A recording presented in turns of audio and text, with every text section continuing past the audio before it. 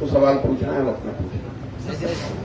Sir, Bihar में जदयू और राजद के सरकार का गठन होते ही कहते हैं कि जंगल राज की शुरुआत हो गई। इस बिंदु पर आपका क्या कहना? देखिए, जब महागठबंधन की सरकार पिछले वर्ष बनी तो लोगों के मन में ये आशंका रही है, लोगों ने उसको व्यक्त भी किया है अलग अलग माध्यमों से, कि बिहार में कानून व्यवस्था की स्थिति फिर से बहुत खराब हो सकती है।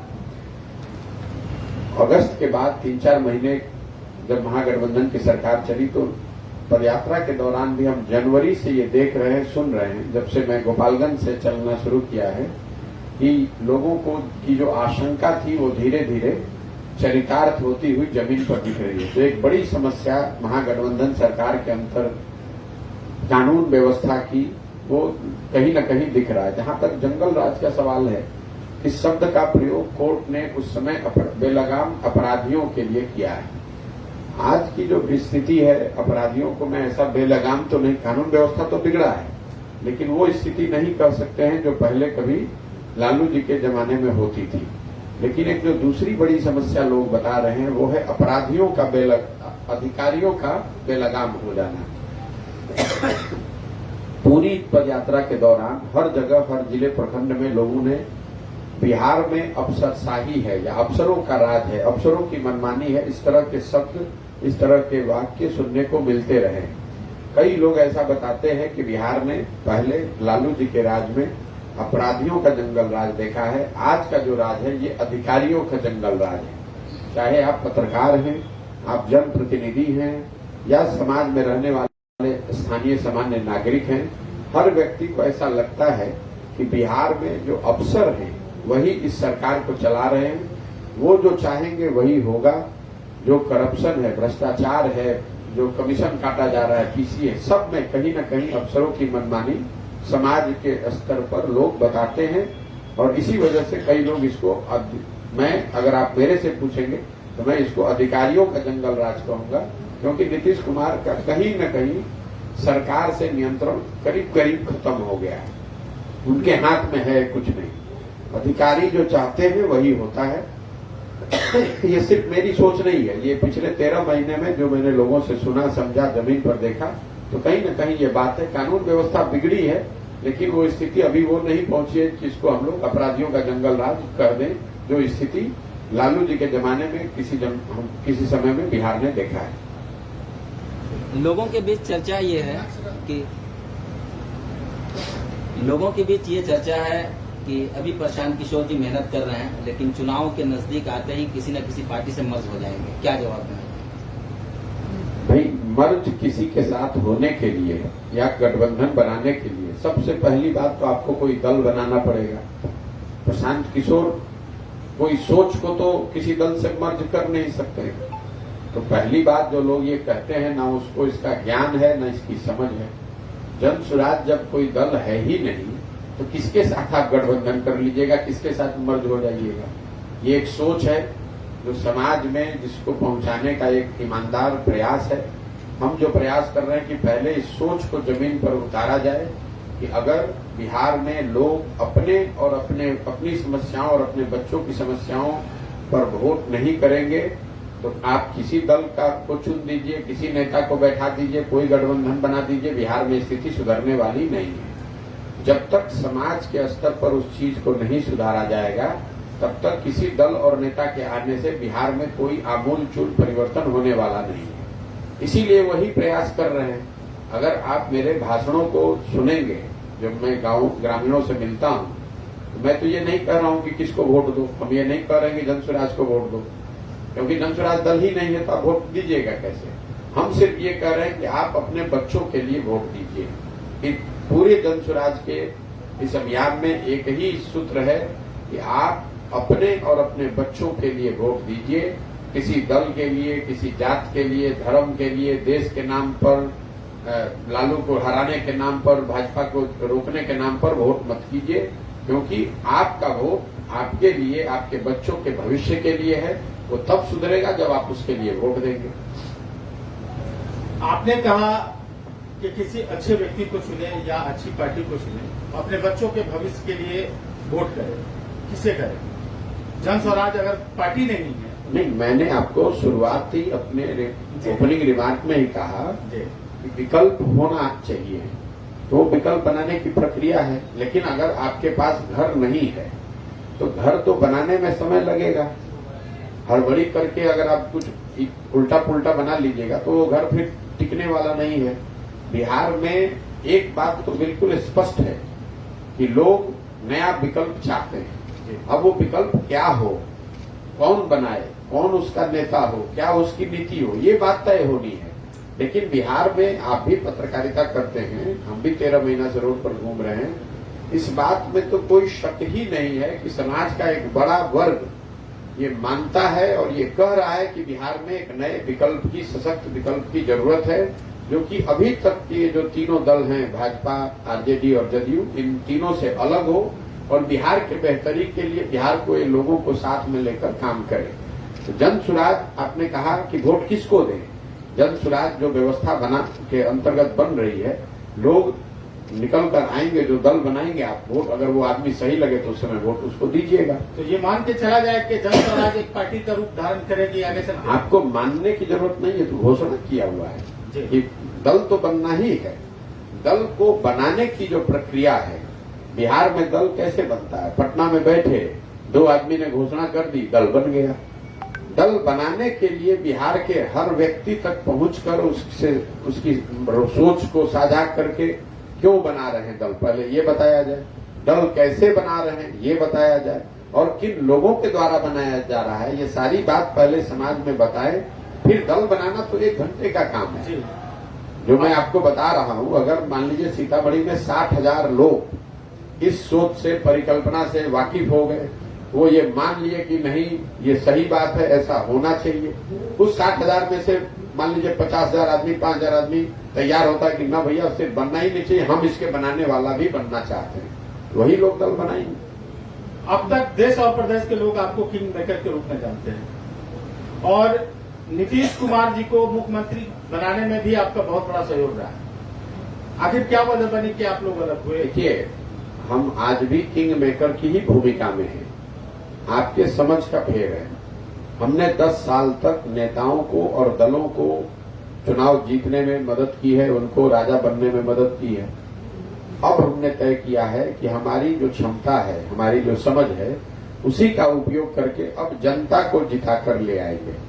तो अगर हम नीतीश कुमार के विधायक को जिता सकते हैं या जिताने की क्षमता रखते हैं, तो जन सुराज के अंतर्गत जो आदमी चुनाव लड़ेगा उसको भी जिताने का प्रयास कर सकते हैं। तो काम हम वही कर रहे हैं। जहां तक आपका दूसरा सवाल है कि नीतीश जी को हमने अगर मदद की 15 में, तो आज उनका विरोध क्यों कर रहे हैं? विरोध इसलिए कर रहे हैं कि 14 के नीतीश कुमार में और 24 के नीतीश कुमार में जमीन आसमान का फर्क है।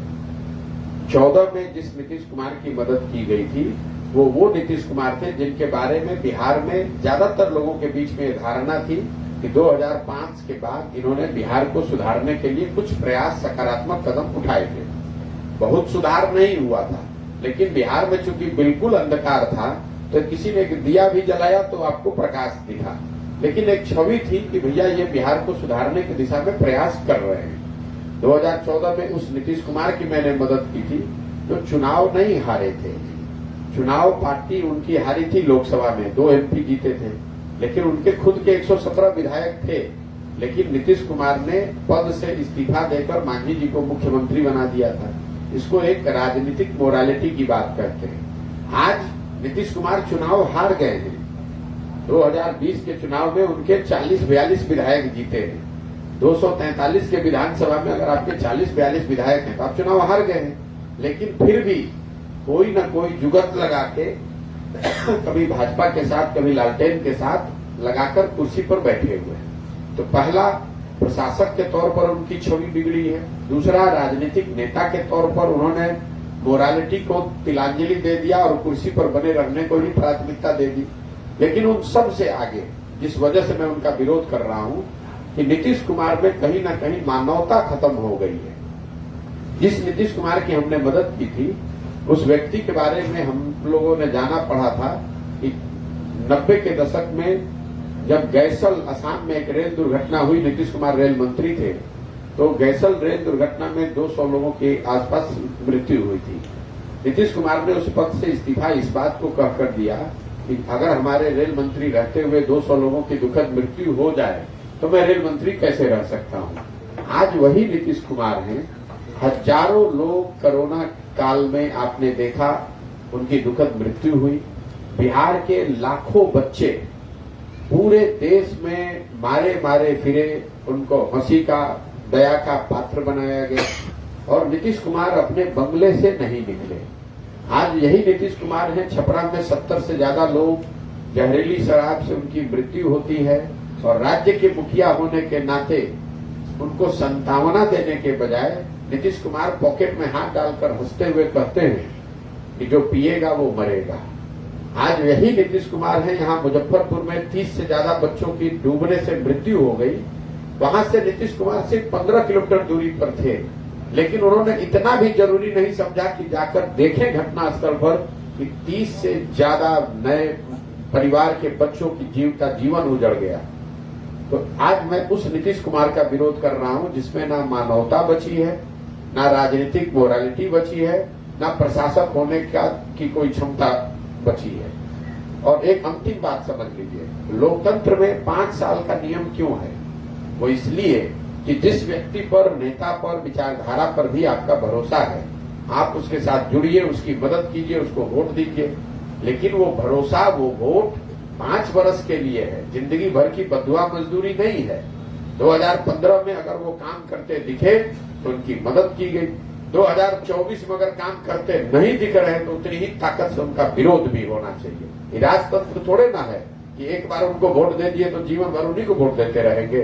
वो काम करें चाहे न करें। एक सवाल और हम जानना चाहेंगे आपसे कि पिछले 13 महीने से आपने ये यात्रा की है और हमारे यूपी बिहार में जो लोगों की सोच है, जिस सोच के तहत लोग वोट करते हैं, जातिवाद, क्या लोगों की सोच को आपकी यात्रा से परिवर्तन ला सकते हैं? क्या आपने महसूस किया? मेरा सवाल ये है। पहले तो आप ये समझ लीजिए कि ये जो आपकी सोच है कि यूपी बिहार में जाति पर वोट पड़ता है, आपने भी अभी कहा, बात समझिए। मैंने क्या कहा आपने पूरा सुना नहीं। मैंने कहा जाति, धर्म, लालू के डर से भाजपा, भाजपा के डर से लालू, 4 चीज कहा हर भाषण में कहते हैं। पहला आप अपना समझ सुधार लीजिए कि सिर्फ यूपी बिहार में जाति की महत्ता नहीं है।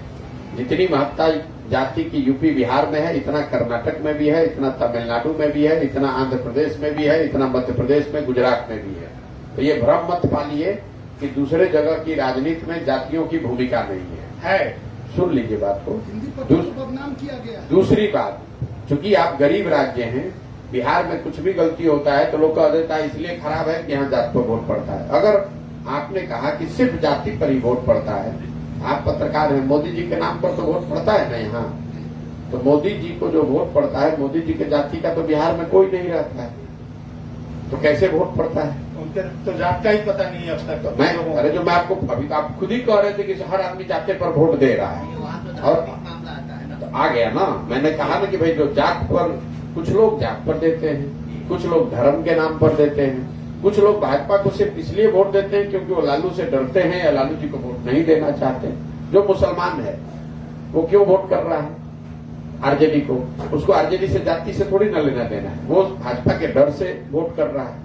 तो जब तक इन चारों पहलुओं को नहीं समझिएगा तो यही आप कहते रहिएगा कि जात पर वोट पड़ रहा है, जात पर वोट पड़ रहा है। कि आपकी ये यात्रा क्या लोगों के दिलों से, दिमाग से वो डर निकाल पा रही है? अरे आप बिल्कुल अपनी बात को ही काट रहे हैं। मैं आपको जो समझाने की कोशिश कर रहा हूं कि लोगों ने मोदी जी को वोट किया है ना, लोगों ने लालटेन को वोट किया है ना जाति से उठ के।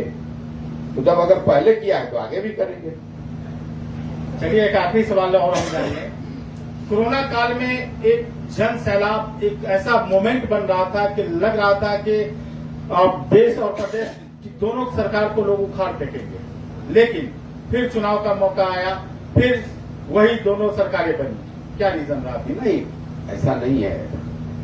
कोरोना का असर नहीं हुआ, ये आपका भ्रम है। 2015 में नीतीश कुमार और भाजपा यहाँ पर एनडीए के गठबंधन में चुनाव लड़े थे विधानसभा का। सामने से लालू जी, कांग्रेस और रामविलास जी तीनों मिलकर लड़े थे। इसके बावजूद नीतीश कुमार और भाजपा के गठबंधन को 205 सीट आया था। क्यों आया था? क्योंकि 2005 से 2010 के बीच लोगों को ऐसा लगा कि बिहार में सुधार हो रहा है, तो हर जाति वर्ग के लोगों ने एनडीए को वोट किया था।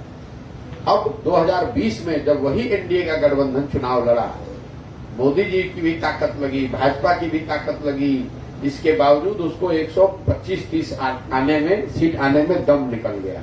तो कोरोना का अगर असर नहीं है, नीतीश कुमार के कुशासन का अगर असर नहीं है, तो 205 सीट क्यों नहीं मिला? जो आपको 125 पे ही आप क्यों रह गए? इसलिए रह गए, जो बात आप बता रहे हैं कि लोगों ने देखा कि नहीं, जिस तरह के सुशासन की छवि या चर्चा नीतीश कुमार ने की थी, वो दावा खोखला निकला। कोरोना में लोगों की परेशानी लोगों को देख समझ में आई। बिहार की जो बेइज्जती हुई, बिहार के लोगों की जो परेशानी बेइज्जती हुई, वो लोगों को दिखा। तभी तो मरा हुआ दल आरजेडी फिर से जिंदा होकर 75 सीट उसको आया। आखिरी सवाल सर, लोकसभा चुनाव 2024 में प्रशांत किशोर जी किस तरफ जाएंगे, भाजपा गठबंधन या एनडीए गठबंधन? आप जब प्रशांत किशोर का कोई दल ही नहीं है, तो प्रशांत किशोर कैसे किसी साइड चले जाएंगे? प्रशांत किशोर बिहार की जनता के साथ खड़े हुए हैं।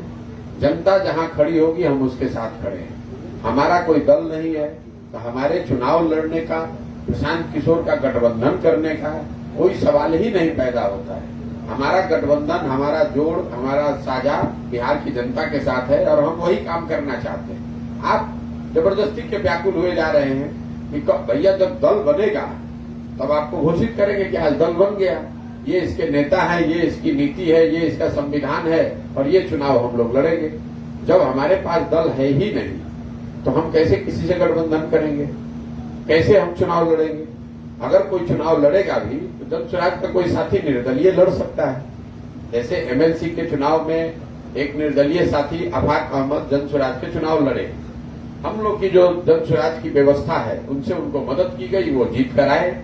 कल सीतामढ़ी से जन स्वराज का कोई साथी अगर खड़ा हो जाए कि भाई हमको लड़ना है चुनाव लोकसभा में, और सारे जन स्वराज के यहाँ 50-60 हजार लोग मिलकर उसको कहे कि नहीं हम लोग को लड़ना चाहिए, इनकी मदद करनी चाहिए, तो लड़ेगा। लेकिन तब भी वो निर्दलीय ही लड़ेगा, क्योंकि दल तो है ही नहीं। कुछ दल के नेता आपको बीजेपी का भी क्यों करते हैं? देखिए, कुछ दल का नहीं, जिसका आप यहाँ बिहार में 2 दल है, 2 ध्रुव है, दोनों को मुफ्त में वोट लेने की आदत पड़ी हुई है।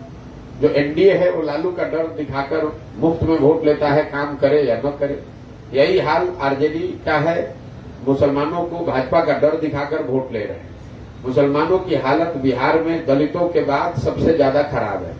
आर्थिक, सामाजिक, राजनीतिक तौर पर मुसलमान बिहार में दलितों के बाद सबसे पिछड़ा है। फिर भी डर के मारे आरजेडी को वोट करता है, भाजपा के डर से। तो स्वाभाविक तौर पर कोई मुसलमान को नया विकल्प न मिल जाए, ये तो आरजेडी चाहेगी। कोई विकल्प सामने दिखेगा तो आप क्या हल्ला मचाइएगा? यही तो मचाइएगा भैया ये भाजपा का भी टीम है।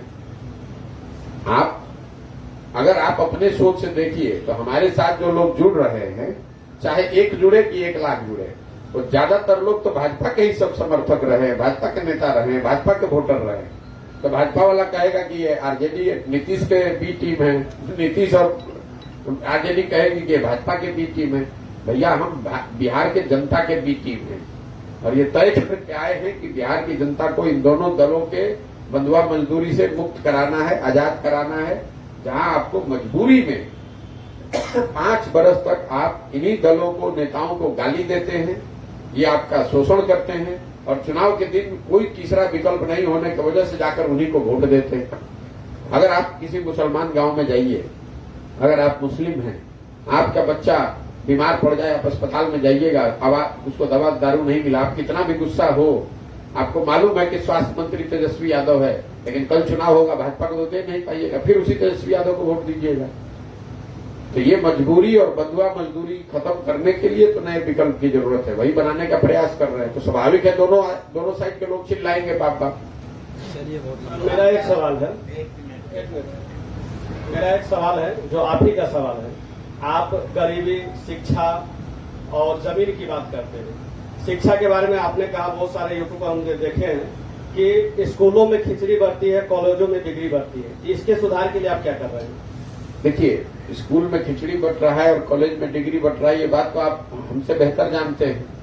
कई लोगों को लगता है कि बिहार में शिक्षा व्यवस्था इसलिए खराब है कि शिक्षकों की गुणवत्ता खराब है। आपको उसकी पूरी समझ नहीं है। अगर शिक्षकों की गुणवत्ता ही खराब होने से बिहार में शिक्षा व्यवस्था खराब होती तो मैं रोज कहता हूं, पटना साइंस कॉलेज में तो नियोजित शिक्षक नहीं पढ़ा रहा है, दरभंगा सीएम साइंस कॉलेज में तो नियोजित शिक्षक नहीं पढ़ा रहा है, लंगट सिंह कॉलेज में तो नियोजित शिक्षक नहीं है, वहां तो खिचड़ी नहीं बट रही है। फिर वहां पढ़ाई क्यों नहीं हो रही है? पढ़ाई इसलिए नहीं हो रही है कि सरकार की मानसिकता में पढ़ाई कहीं है ही नहीं। जब पूरा बिहार अनपढ़ रहेगा तभी तो आप नौवां फेल आदमी को अपना राजा और अपना मुख्यमंत्री नेता चुनिएगा। अगर सारी बिहार की जनता अनपढ़ और मजदूर रहेगी तभी तो नीतीश कुमार का 400 रुपए का पेंशन भी आपको बहुत बड़ी चीज दिखेगी। अगर सब लोग पढ़ लिख जाए, सबको नौकरी हो जाए, तो नीतीश कुमार की सरकार को कौन मानेगा? कोई नहीं मानेगा।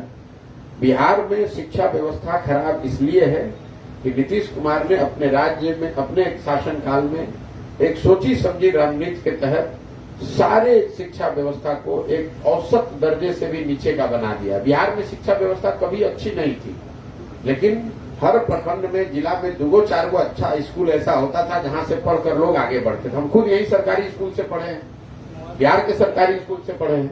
आप जरा बताइए, आज समस्तीपुर जिला में एक भी सरकारी स्कूल बचा है जहां पर कोई पढ़ाई हो रहा हो? क्यों नहीं है? तो ये समता मूलक शिक्षा नीति बनाने के नाम पर समाज के साथ धोखा किया और स्कूलों को पढ़ाई के बजाय खिचड़ी बांटना, साइकिल बांटना, पुस्तक बांटना, कपड़ा बांटना, उसका सेंटर बना दिया। नतीजा क्या हुआ? हर गांव में स्कूल के बिल्डिंग तो बन गए, लेकिन बिल्डिंग जहां है वहां शिक्षक नहीं है, जहां शिक्षक है वहां बिल्डिंग नहीं है, जहां दोनों है वहां बच्चे ही नहीं है, जहां तीनों है वहां पढ़ाई नहीं है। बिहार में जितने लोग ग्रेजुएशन कर रहे हैं, आप कॉलेज की हालत देख लीजिए, किसी को नौकरी नहीं मिलेगी, क्योंकि पढ़ाई तो किया नहीं, नाम लिखवा लिया। कॉलेज में बच्चे कितनी बार जाते हैं? एक बार नाम लिखाने, एक बार एडमिट कार्ड लेने और एक बार जाकर परीक्षा देने। तो जब अरे भाई 3 बार 4 बार जाता है, पढ़ाई तो हो नहीं रही है। तो जब आपका बच्चा पढ़ेगा नहीं तो नीतीश कुमार कह रहे हैं हम इतना आदमी 10वां पास करेंगे। उस 10वां पास का वैल्यू क्या है? पढ़ाई तो किया नहीं, डिग्री लेकर निकल गया। इसको सुधारने का जो तरीका है, जो हम लोग देश विदेश सब लोगों से बातचीत करने के बाद जो हम लोग बना रहे हैं, पूरे दुनिया में ये तरीका ये है कि स्वास्थ्य और शिक्षण संस्थाओं को घर घर पहुंचाने के बजाय घरों जिनको जरूरत है उनको शिक्षण संस्थाओं तक पहुंचाया जाए। जैसे मान लीजिए कि आप दिल्ली में रहते हैं तो आपके घर के बगल में स्कूल हो, ये जरूरी नहीं है। 15 किलोमीटर आगे भी स्कूल है तो आपका बच्चा स्कूल बस में बैठकर जाता है, वहां पढ़ाई करता है, वापस आता है। तो बिहार में जो अभी भी शिक्षा का बजट है वो 40,000 करोड़ का है। अगर इसमें से 15,000 करोड़ रुपया हर साल नई शिक्षा व्यवस्था बनाने के लिए खर्च किया जाए तो अभी का अनुमान है कि हर प्रखंड में विश्व स्तरीय नेतरहाट के स्तर का एक विद्यालय बनाया जा सकता है। तो हम लोग का लक्ष्य ये है कि 5 साल में एक प्रखंड में 5 उस तरह के विद्यालय बनाए जाए और फिर बसों के जरिए जनता को यह अवसर दिया जाए कि आप 15 से 20 मिनट में अपने बच्चे को उस स्कूल में भेज पाए। अगर आपको ये जानकारी है कि आपके घर के सामने जो स्कूल बस आता है आपके बच्चे को ले जाएगा और 15 मिनट में वहां बच्चा पहुंचेगा, दिन भर अच्छा पढ़ के वापस आएगा, आप उसमें पढ़ाइएगा कि बगल में जो स्कूल है जहां खिचड़ी बट रहा है वहां पढ़ाइएगा? दुनिया भर में यही मॉडल है। जहां पर भी शिक्षा व्यवस्था में आमूलचूल परिवर्तन आया वहां घर घर स्कूल नहीं बनाया गया, स्कूल अच्छा बनाया गया एक लिमिटेड दूरी पर और घर घर से लोगों को इस स्कूल में पहुंचने की व्यवस्था बनाई गई। तो स्वास्थ्य और शिक्षण दोनों के लिए हम लोग का मॉडल हब एंड स्पोक का है। मतलब अगर अनुमंडल के स्तर पर भी आपने बढ़िया अस्पताल बना दिया और एम्बुलेटरी केयर बेहतर कर दिया कि आपके घर में कोई बीमार पड़े, यहां से 15 किलोमीटर दूर, तो आधे घंटे के अंदर वहां एम्बुलेंस पहुंच जाए, उसको उठाकर यहाँ अस्पताल में ले आए, तभी व्यवस्था सुधरेगी। नहीं तो हर जगह आप सीएचसी पीएचसी बनाते रहिएगा तो उसमें आपको बकरी और भैंस बैठेगा, न कभी डॉक्टर बैठेगा, न कभी व्यवस्था होगी। तो शिक्षा और स्वास्थ्य दोनों के लिए हम लोग की सोच है कि हर प्रखंड में कम से कम अगले 5 वर्ष में हर वर्ष सिर्फ एक बढ़िया स्कूल बनाया जाए, ताकि 5 वर्षों में हर प्रखंड में 5 अच्छी शिक्षा की संस्था हो और एक बढ़िया अस्पताल हो। क्योंकि 20 किलोमीटर से ज्यादा किसी प्रखंड का चौहद्दी नहीं है। और अगर आपके पास एक बढ़िया अस्पताल हो प्रखंड में और एम्बुलेटरी केयर हो तो आधे घंटे में कोई भी गंभीर से गंभीर रोग वाला मरीज को आप उस अस्पताल तक पहुंचा सकते हैं। शिक्षा के लिए हम लोग की जो समझ है कि बिहार में अगर हर प्रखंड में 5 अच्छे विद्यालय बना दिए जाएं तो कोई भी बच्चा 15 मिनट से ज्यादा उसको बस से ट्रेवल नहीं करना पड़ेगा उस स्कूल में जाने के लिए। तो हम लोग की सोच का ये एक बड़ा हिस्सा ये है कि शिक्षा और स्वास्थ्य को घर घर बन जाने के बजाय आप अच्छी संस्थाओं को बनाएं और लोगों को सुविधा दें, मोबिलिटी दें, ताकि वो उन शिक्षण और स्वास्थ्य केंद्रों में पहुंच सके। हो गया भैया? एक सवाल आपके सवाल में मीडिया कर्मियों के लिए आपका क्या ख्याल है? मीडिया कर्मियों की हालत वो है बिहार में कि सबका दुख दर्द लिख सकते हैं अपना छोड़ के। यहां से ज्यादा प्रताड़ित, एक्सप्लॉइटेड मीडिया कर्मी पूरे देश में हमने नहीं देखा। हम जब बिहार घूमना शुरू किए तो पता चला कि यहाँ पर जो प्रखंड के स्तर पर स्ट्रिंगर हैं या जो पत्रकार हैं वो 1500 से 2000 रुपया पर काम करते हैं। जो बेसिक मिनिमम वेज है उसका 1/3 पर आप काम कर रहे हैं। लोगों से हमने पूछा भाई आप ये काम क्यों करते हैं? 1500 रुपया मतलब 50 रुपया डेली हुआ। कहता सर काम नौकरी और पैसे के लिए नहीं करते हैं, ये तो एक इज्जत वाली बात है, पहले से करते आ रहे हैं इसलिए किया है। इस सरकार ने पत्रकारों के लिए आपकी और लेकिन उनके लिए कुछ सरकार ने नहीं किया। कुछ नहीं करते, कम से कम ग्रुप इंश्योरेंस दे सकते थे, आपको मेडिकल की सुविधा दे सकते थे, आपको ईएमआई नहीं मिलता है, आपको बैंक से लोन नहीं मिलता है क्योंकि आपके पास कोई व्यवस्था नहीं है। इन सब चीजों को सरकार बड़े आसानी से कर सकती है। 10,000 पत्रकार हैं, सरकार उनकी गारंटर हो सकती है कि भैया अगर ये लोन लेंगे तो इन ईएमआई यही देंगे, लेकिन अगर डिफॉल्ट करेंगे तो हम गारंटर के तौर पर है ताकि आपको लोन मिलने लगे। अगर आपको ग्रुप इंश्योरेंस दे दिया जाए तो कम से कम आपके और आपके परिवार के स्वास्थ्य सेवा की चिंता हो सकती है, आपको एक्सीडेंटल इंश्योरेंस मिल सकता है। ये छोटी छोटी बातें हैं जो सरकार बहुत कम खर्चे में, मतलब सरकार के लिए वो चेंज भी नहीं है, इतने में ये सुविधा दी जा सकती है। लेकिन वही है, करना नहीं है। यहाँ पर तो रूलिंग पार्टी के अध्यक्ष ने कहा कि जो पत्रकार सब सरकार के खिलाफ में लिख रहा है, सब शराब पीने वाला, शराब माफिया से जुड़ा हुआ है। अब इस तरह का बयान रूलिंग पार्टी का अध्यक्ष दे रहा है कि जो भी पत्रकार सरकार के खिलाफ लिख रहा है मतलब वो या तो शराब से जुड़ा है या शराब पीता है या शराब माफिया से जुड़ा है। बजाय अब भाई घर घर शराब बिक रही है, ये तो बात हर आदमी जान ही रहा है। अब पत्रकार न लिखे तो क्या करेगा? तो पत्रकारों की यहाँ दुर्दशा है, जैसे पूरे समाज की दुर्दशा है वैसे आपकी भी दुर्दशा है। दूसरे के बारे में आप लिख सकते हैं, अपने बारे में आप लिख नहीं सकते हैं, इतना ही फर्क। नहीं तो मेरे सवाल का ये जवाब हुआ ही नहीं। आपकी सोच क्या है? आपने अभी हम देखिए पत्रकारों के बारे में जो सोच है ऐसा नहीं, हमें पत्रकार मेरे सवाल पूरा सुनिए। मैं जिस तरह से आपने बहुत सारी योजना बनाई, स्टूडेंट के लिए आपने बताया, मेडिकल के लिए आपने बताया, लेकिन आपने एक बार ये नहीं सोचा कि यहाँ जबकि आपको जानकारी है कि यहाँ पत्रकारों की क्या हालत है, तो आपके जहन में ये बात अब तक क्यों नहीं आई कि पत्रकारों को कैसे रोजी रोटी होगा, उसके पॉकेट में पैसे कैसे? भैया ऐसा है कि आपने कोई प्लान ही नहीं बताया। इसलिए नहीं बताया कि अगर हम बताएंगे और आप हमारे लिए कुछ लिखिएगा तो कहिएगा सब पत्रकार बिक गया प्रशांत किशोर। बिल्कुल, अरे हमको कहने की जरूरत है, ऐसा नहीं है। अगर हम ये कहेंगे कि हम आएंगे तो पत्रकारों को ये काम कर देंगे, हम आपको ये बता रहे हैं कि दूसरे हर राज्य में हमको करने की जरूरत नहीं है। हर राज्य में, ज्यादातर देश के राज्य में पत्रकारों के लिए ग्रुप इंश्योरेंस, स्वास्थ्य सेवाएं और बैंक में गारंटी, ये 3 चीज कम से कम हर जगह है। तो आप समझदार व्यक्ति हैं, हमारी ये सोच है, इतना तो होना ही चाहिए। अगर हम कहेंगे कि हम करेंगे तो कहेंगे भैया पत्रकार का इन्फ्लुएंस करने के लिए पत्रकारों को घूस दे रहे हैं, ब्राइब कर रहे हैं। आप कहिएगा कि प्रशांत किशोर कहे हैं कि हम हेल्थ इंश्योरेंस दे देंगे, अरे भाई प्रशांत किशोर न्यूज छपवाने के लिए आपको लालच दे रहे हैं। मैंने आपको आपकी स्थिति बताई और ये बताया कि दूसरे राज्यों में कैसे पत्रकारों की मदद की जा रही है। ये भी बताया कि इतना कम खर्चे वाला काम है कि कोई भी सरकार जो चाहे वो कर सकती है। इन तीनों बातों को जोड़िएगा तो आप समझ रहे हैं कि मैं क्या कर सकता हूं या क्या करने की सोच रखता हूं। लेकिन पत्रकारों के लिए प्लान बताना मुझे लगता है कि वो लोकतांत्रिक मोरालिटी के हिसाब से बहुत अच्छा नहीं होगा, क्योंकि कल होकर आप कोई बात लिखिएगा तो लोग ये कह सकते हैं कि आप इसलिए लिख रहे हैं जन स्वराज के पक्ष में बात, क्योंकि आपको ये कह रहे हैं कि पत्रकारों की बेहतरी के लिए ये काम करेंगे।